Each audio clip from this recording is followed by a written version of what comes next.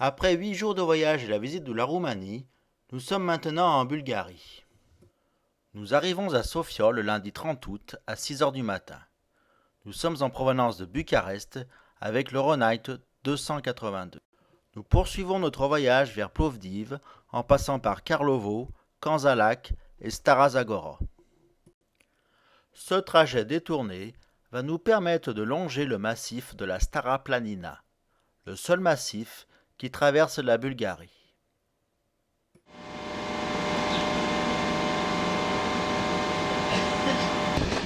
Nous avons pris place dans l'express D3621 à destination de Burgas.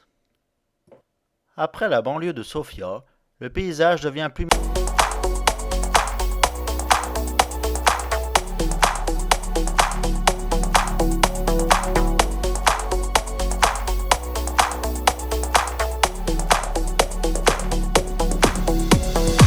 Cet express est long. Nous sommes assis dans la voiture de queue. Contrairement à la Roumanie, les champs sont vides. Parfois un troupeau de chèvres, de moutons ou de vaches gardées. Quelques cultures, notamment du tournesol, mais souvent la terre n'est pas cultivée. Nous sommes sur la ligne la plus directe qui relie Sofia à la mer Noire. Et comme elle doit passer par les montagnes, elle est à voie unique.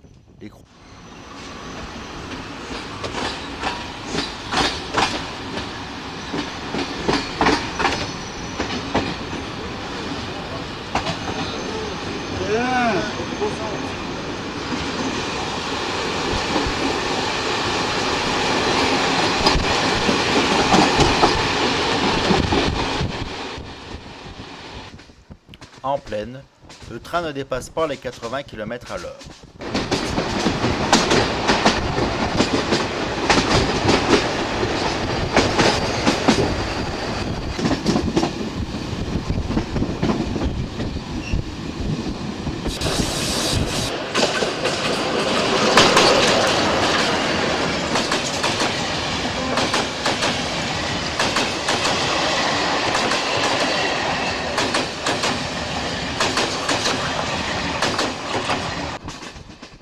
Nous sommes à Klishura. Il est 9h45. Nous venons de croiser l'intercité à supplément en provenance de la mer Noire pour Sofia.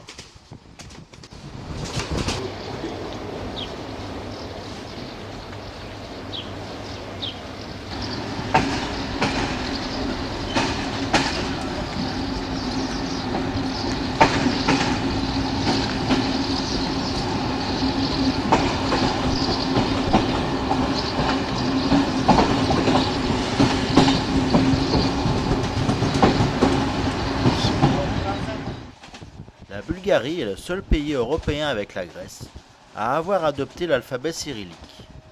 Nous venons de le voir sur le bâtiment de la gare de Karlovo. Nous descendons en gare de Tulovo, il est 11h16.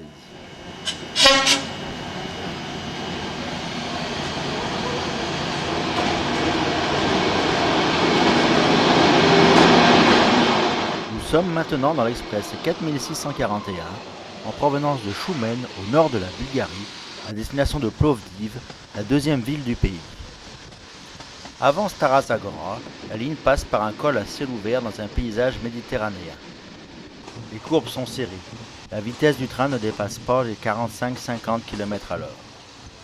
Nous arrivons à Stara Zagora à 12h01. Nous allons maintenant rouler sur l'axe Sofia-Burgas qui passe par le sud du pays.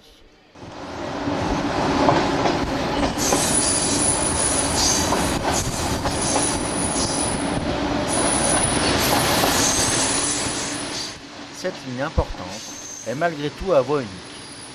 Nous sommes en gare de Belozem, nous devons attendre pour croiser.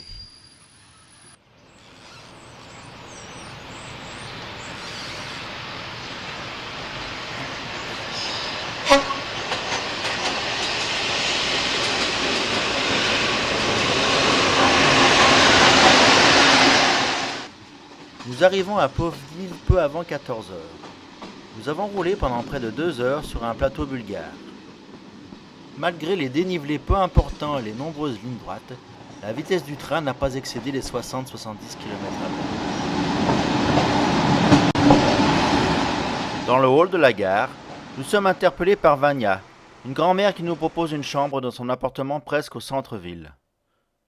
Nous allons profiter de cette belle après-midi ensoleillée pour visiter la ville et sa rue piétonne, ainsi que de déguster des bières. Unique et génial mélange de plusieurs époques et de diverses influences architecturales et culturelles, Plovdiv est une ville plurielle dont tous les visages sont fascinants. Englobant les deux rives de la rivière Maritsa et 7 collines, la ville comprend un centre moderne avec zones piétonnes et commerçantes. Mardi 31 août, nous partons pour Bansko. Nous allons prendre un Intercity jusqu'à Septemvri, puis ensuite, nous allons emprunter le petit chemin de fer à voie de 76, très pittoresque, qui va nous monter dans les monts Rila jusqu'à Bansko.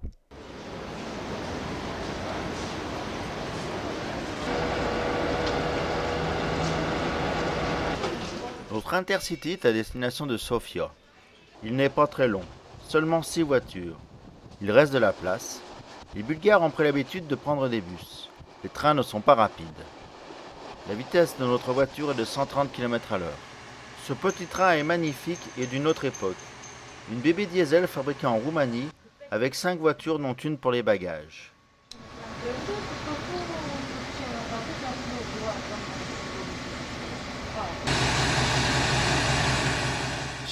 Nous sommes en gare de Dollen.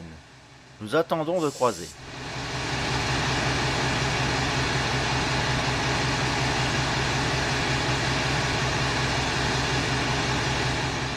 Les paysages que nous allons traverser sont magnifiques. Ils sont du type méditerranéen. On se croirait dans les chemins de fer de Provence.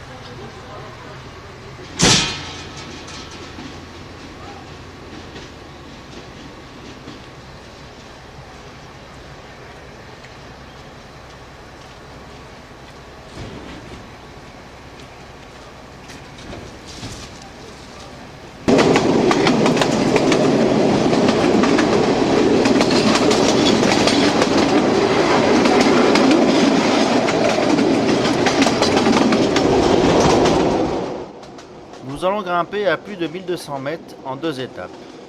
Premièrement jusqu'au plateau de Vilingrad, puis par le col à ciel ouvert. Il y a des boucles pour monter.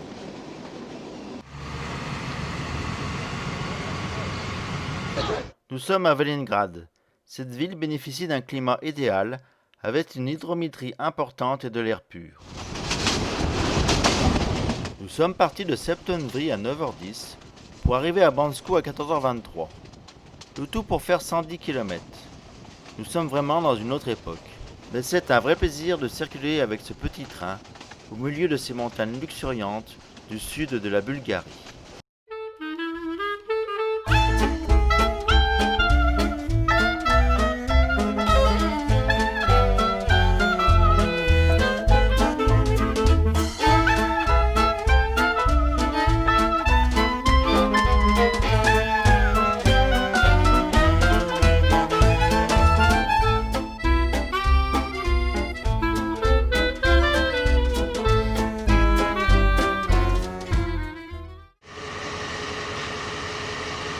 Nous sommes maintenant en gare de Zvetino.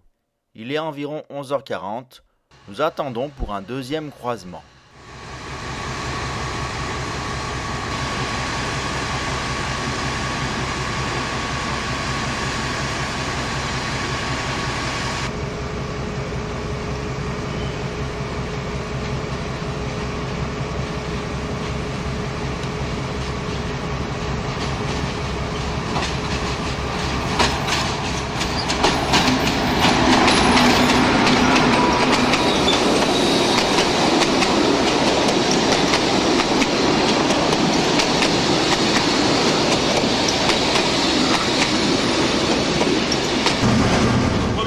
À force de filmer et prendre sa locomotive en photo, le conducteur m'invite à monter en cabine.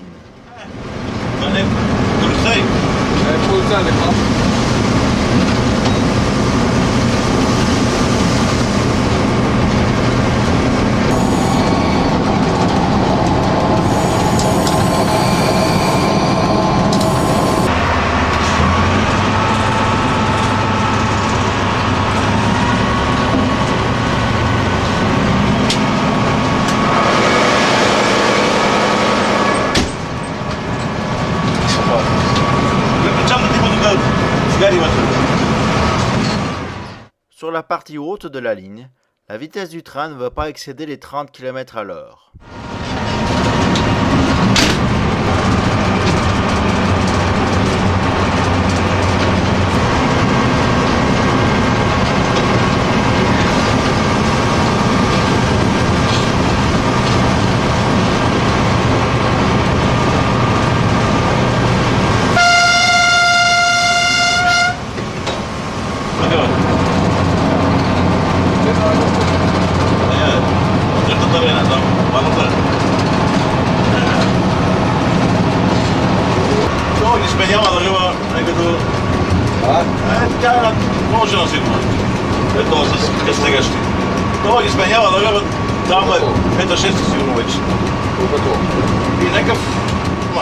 Nous sommes maintenant arrêtés à Avramovo, à 1267 mètres d'altitude.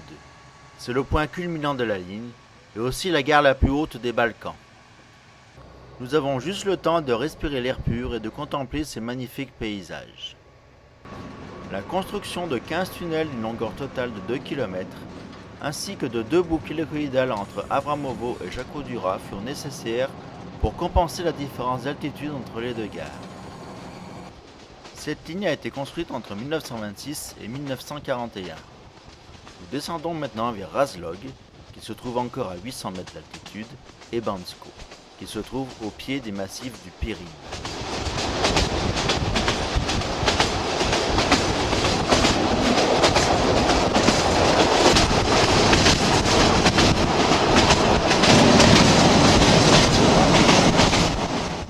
L'influence islamiste laissée par les Turcs est visible dans tous les villages. Ici, la mosquée de Jurukovo.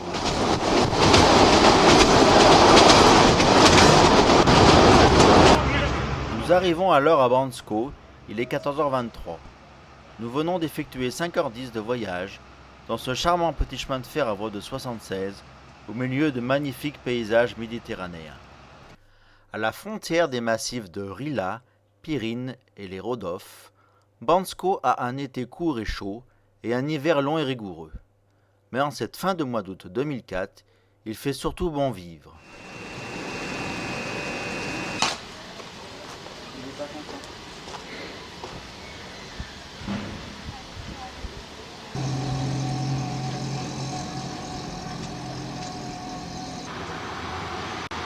Le soir, nous dînons dans une meana, qui veut dire auberge en bulgare. Les spécialités locales sont cuites au four dans des tuiles. Mercredi 1er septembre, notre départ tardif dans la matinée nous permet encore de visiter les petites ruelles de Bansko. Cette petite ville de 12 000 habitants est vraiment paisible et reposante. Les principales rues sont piétonnes. Une fois n'est pas coutume, c'est avec le bus de 11h20 que nous allons quitter Bansko pour Blagoevgrad. Ensuite, nous poursuivrons en train jusqu'à Sofia. Nous arrivons vers 13h à Blagoevgrad. Cette ville est située sur les axes routiers et ferroviaires reliant la Bulgarie à la Grèce. Un des 3 express quotidiens reliant Sofia à Koulata, à la frontière grecque, entre en gare de Blagoevgrad.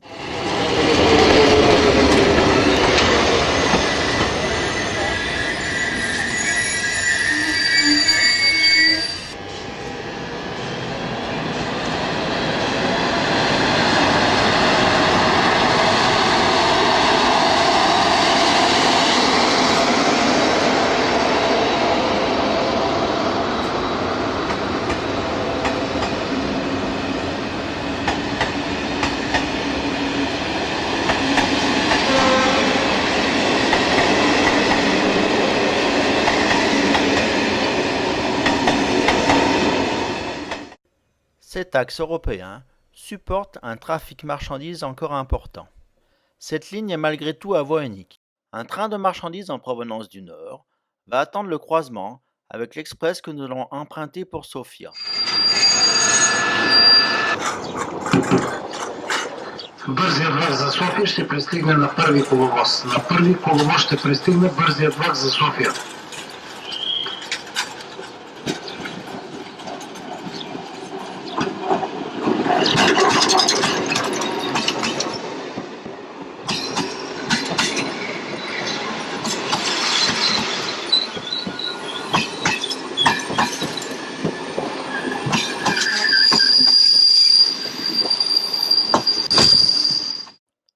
Nous avons pris place à bord de l'express numéro 5624 en provenance de Kulata à destination de Sofia.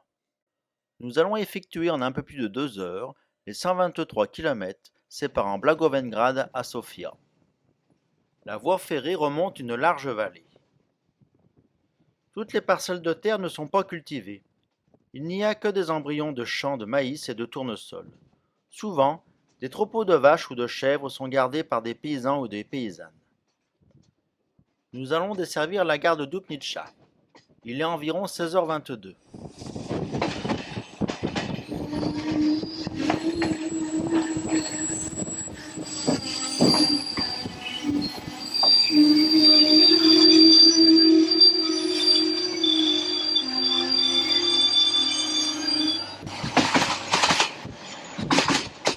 Le train a une marche régulière. La vitesse maximum est parfois de 100 km à l'heure, mais il y a énormément de ralentissements sur les aiguillages, dans les entrées de gare, ou bien même parfois sur des grandes portions de ligne droite.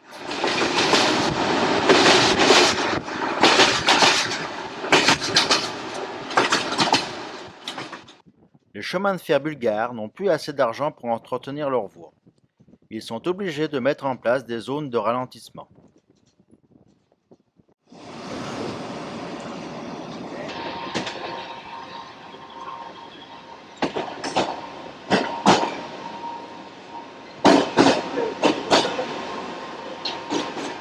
Nous arrivons à proximité de la capitale bulgare vers les 17h45. La ligne contourne Sofia par l'ouest avant d'arriver dans la gare centrale.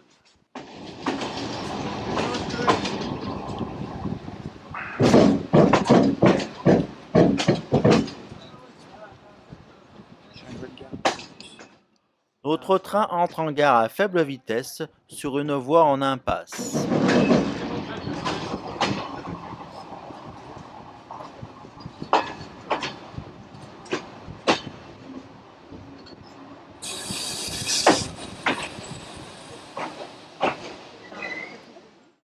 Après le repas du soir, nous observons l'église orthodoxe, les boulevards animés et les tramways avec ses deux écartements de 1 mètre et de 1,44 m.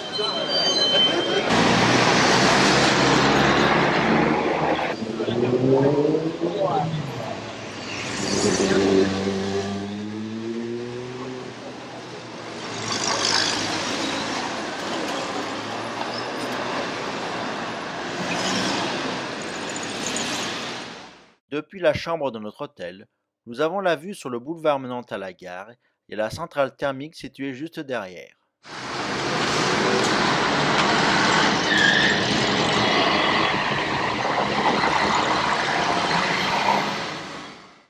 Jeudi 2 septembre. Il règne une grande animation dans les rues de Sofia. Nous décidons de profiter du soleil et de mettre le cap immédiatement sur la mer Noire. Nous allons partir à 10h10 avec l'express 8611 pour Burgas. Il emprunte la voie du sud qui passe par Plovdiv, Stara Zagora, Nova Zagora, Karnobat et Burgas. Nous allons mettre près de 8 heures pour faire 450 km.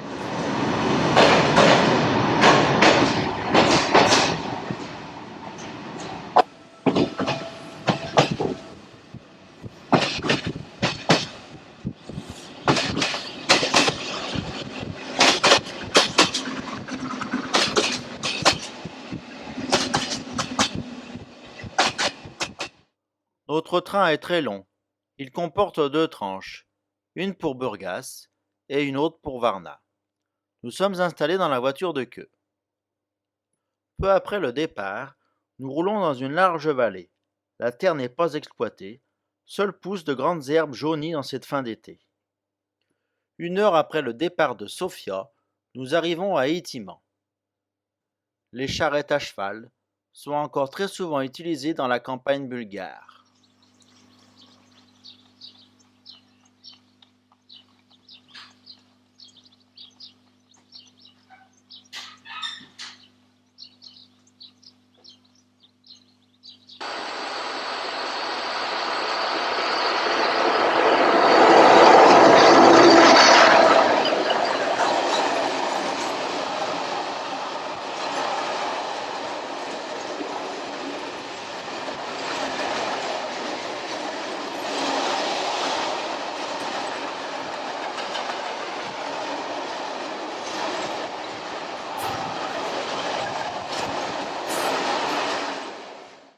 Malgré la double voie, nous avons dû attendre le croisement de ce marchandise avant de repartir à contresens pour cause de travaux. Jusqu'à Belovo, la ligne serpente beaucoup. La déclivité est importante, souvent entre 15 et 25 pour 1000. Les courbes sont serrées. Cela ne favorise pas la vitesse. Nous traversons un massif boisé et très verdoyant. La campagne roumaine est parfois très jolie.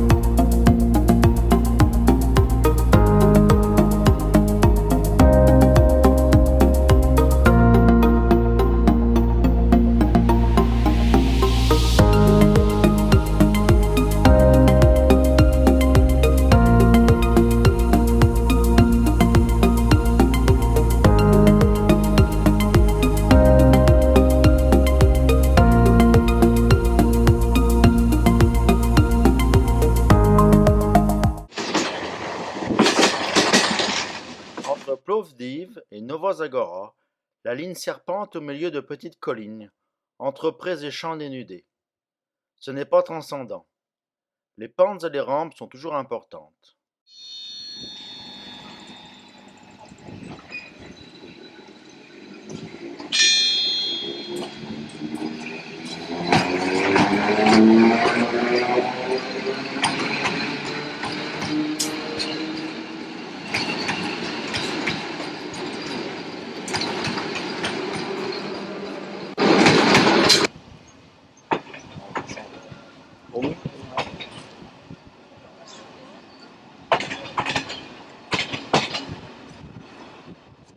Notre convoi quitte la gare de Nova Zagora. Il est environ 15h15. Nous poursuivons notre cheminement vers l'est. Nous roulons maintenant sur un plateau. Les arbres deviennent inexistants. L'horizon est à perte de vue. À Zimnica, nous récupérons la ligne qui vient de Sofia par le centre du pays.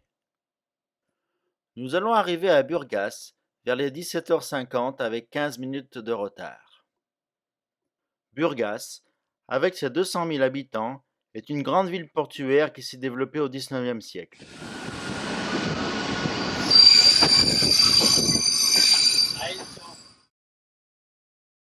Vendredi 3 septembre. L'architecture de la gare de Burgas n'a rien à voir avec l'architecture stalinienne des autres gares du réseau ferré bulgare. Nous partons en bus pour Sozopol, qui est située à une trentaine de kilomètres au sud de Burgas. Cette petite ville historique mérite bien mieux le détour que la ville industrielle de Burgas.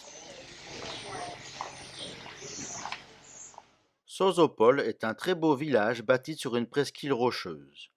Un dédale de ruelles tortueuses et pavées, des maisons en bois avec des balcons sur la mer et un port de pêche minuscule datant de l'ère de Thrace. Sozopol fut fondée en 610 avant Jésus-Christ par les Grecs, qui la baptisèrent Apollinia. Elle est prise ensuite par les Romains, qui la nomment Sozopolis. Cela devient alors le plus important port de la côte. Comme de nombreuses villes bulgares, l'invasion ottomane lui fit fatale.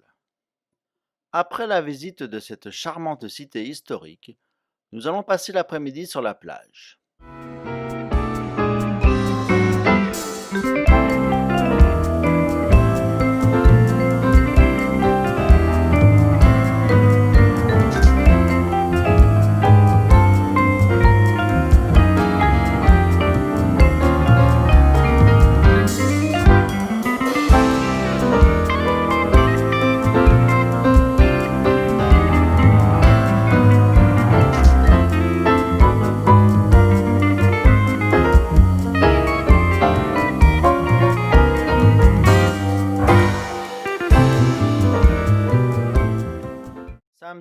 4 septembre, de retour à Burgas, nous allons sur la grande promenade au bord de mer.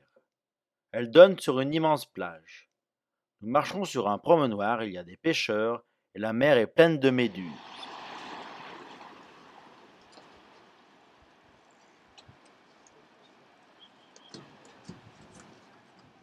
De retour vers le centre-ville, nous apprécions la paisible rue piétonne et la place centrale de la ville de Burgas.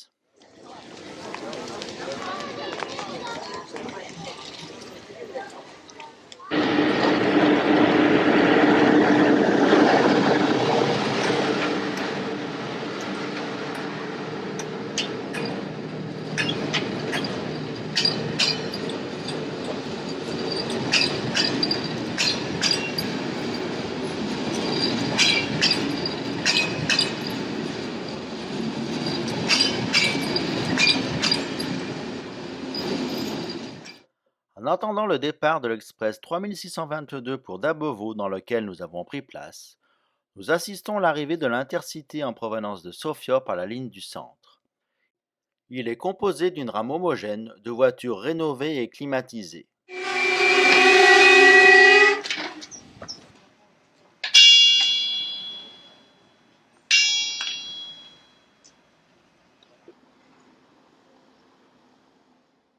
Notre rame de l'express de 14h05 pour Sofia attend sa locomotive. Pour rejoindre Veliko Tarnovo, nous allons emprunter la ligne du centre jusqu'à Dabovo. Puis nous empruntons une correspondance pour traverser le massif de la Stara Planina, l'unique montagne qui traverse la Bulgarie.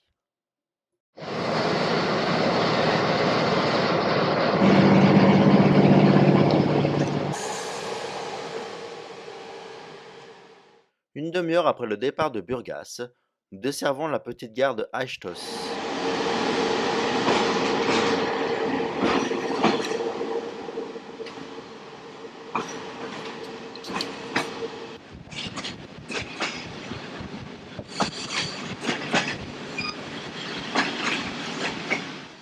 Vers 15 heures, nous desservons Karnobat et sa gare du pur style bulgare. Nous sommes maintenant sur la voie unique à destination de Silvan et de Dabovo. La ligne serpente à flanc de colline. Le paysage change. Nous sommes vraiment dans l'arrière-pays. Il y a de la vigne par endroits. Notre train roule bien régulièrement dans les 70-80 km/h.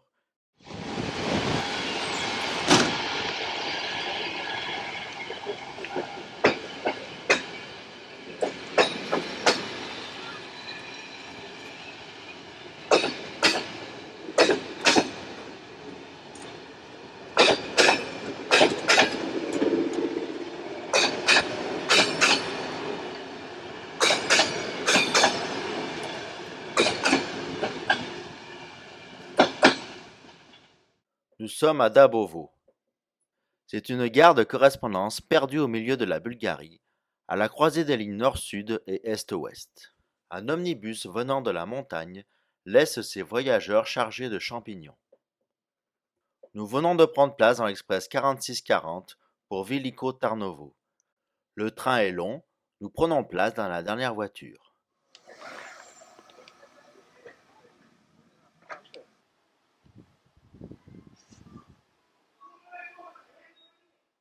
Nous allons maintenant plein nord vers Veliko Tarnovo. Nous devons traverser le massif de la Stara Planina. Les courbes et les contre-courbes se succèdent. Le taux de déclivité est parfois important. Cet axe international entre la Roumanie et la Turquie ressemble plus à une petite ligne de campagne. Comme la majorité des lignes bulgares, elle est à voie unique et les croisements sont importants. Veliko Tarnovo, situé au milieu des montagnes du centre de la Bulgarie, se dresse sur 4 collines. Les collines Tsaverai et Trapezita furent habitées par les Thraces à partir du second millénaire avant Jésus-Christ. Mais ce sont les Romains qui y laissèrent les premières fondations construites de la ville actuelle. Ils y élevèrent un fort. La citadelle actuelle est surtout le fruit des travaux byzantins du 5e siècle après Jésus-Christ. Cette ville a été la capitale de la Bulgarie lors du Deuxième Royaume, entre le 7e et le 14e siècle. C'était alors la plus belle ville des Balkans après Constantinople. Elle jouait un rôle de tout premier ordre dans la vie politique, culturelle et religieuse en Bulgarie. Aujourd'hui, grâce à cet héritage parfaitement préservé et à la beauté des paysages, Veliko Tarnovo est une des plus belles villes de Bulgarie. Les méandres de la rivière Yantra en font une ville unique, avec des points de vue exceptionnels et des bâtiments superbes.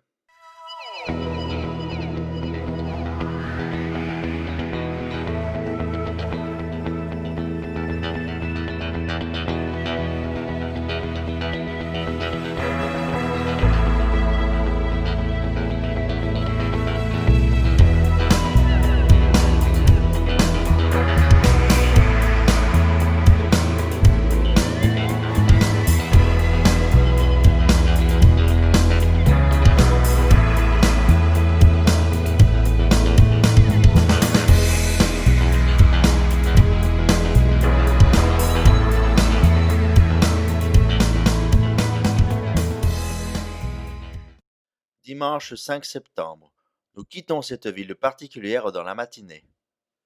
Il est temps de penser au retour vers la France, mais nous allons encore faire une étape à Sofia. En gare vers les 10 heures du matin, nous attendons le départ de l'omnibus pour Gorma Oraovica. Comme dans la majorité des gares bulgares, les inscriptions d'ordre ferroviaire sont inscrites en cyrillique et en français. Un véhicule d'une autre époque est utilisé à d'autres fins tout aussi utiles.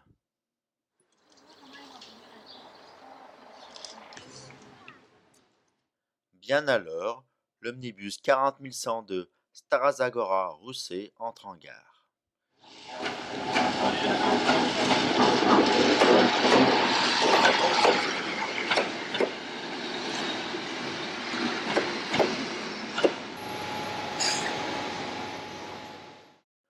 Gorna Orjahovica est aussi une grande gare de correspondance sur l'axe nord-sud et est-ouest.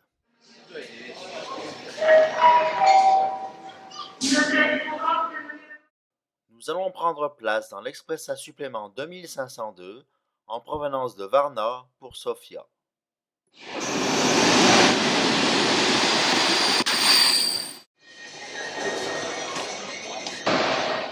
294 km nous séparent de Sofia, ils seront effectués en 4 heures.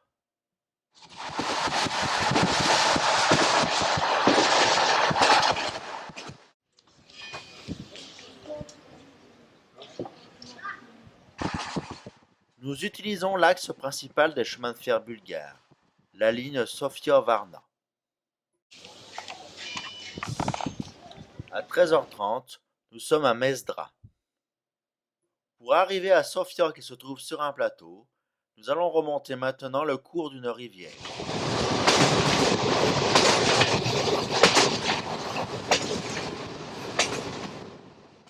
Le paysage devient très beau. La vitesse du train est stable à environ 80 km à l'heure. La ligne serpente. Nous remontons la rivière à flanc de montagne. La roche est de 2 couleurs, plutôt blanche en haut et rouge en bas. La rivière doit être poissonneuse car il y a de nombreux pêcheurs.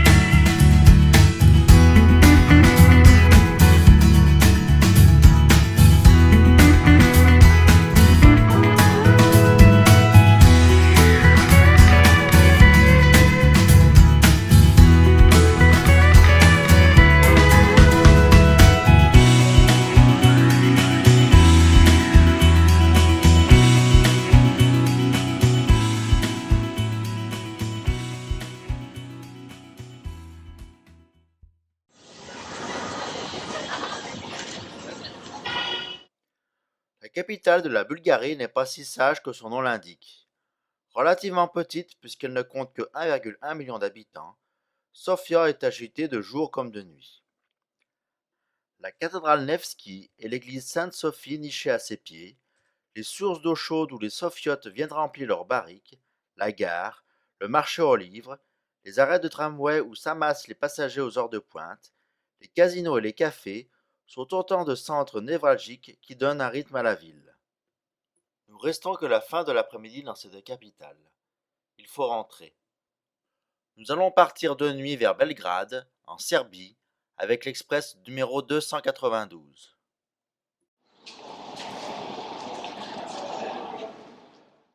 Nous arrivons à Belgrade au petit matin, mais quand même avec près de 2 heures de retard. Nous allons traverser 2 jours l'ancienne Yougoslavie pour arriver à Zagreb vers les 18 heures. Nous avons pris place dans la voiture directe Belgrade-Zurich de l'express numéro 414. L'Intercity Avala pour Budapest et Vienne est prêt au départ. Une locomotive à vapeur trône au bout du quai de la gare.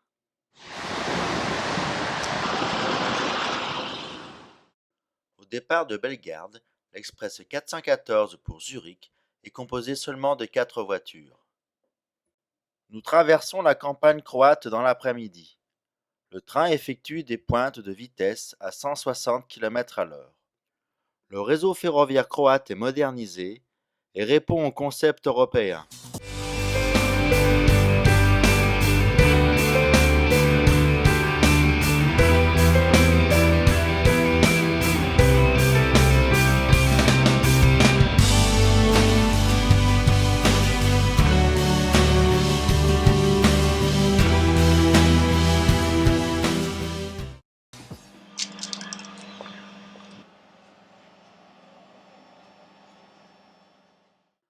Après Novsko, toujours en direction de Zagreb, la ligne passe à Vojnik.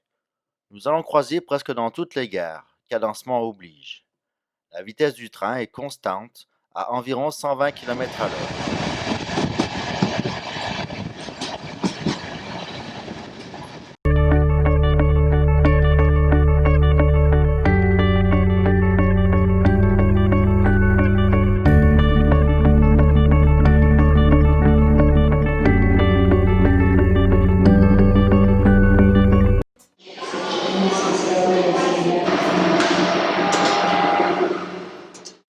Après Zagreb, nous traversons la Slovénie et la gare de Zidani Most, avant d'arriver en Autriche et la gare de Villars. Le lendemain, nous arrivons à la gare de Milan vers les 9 heures du matin.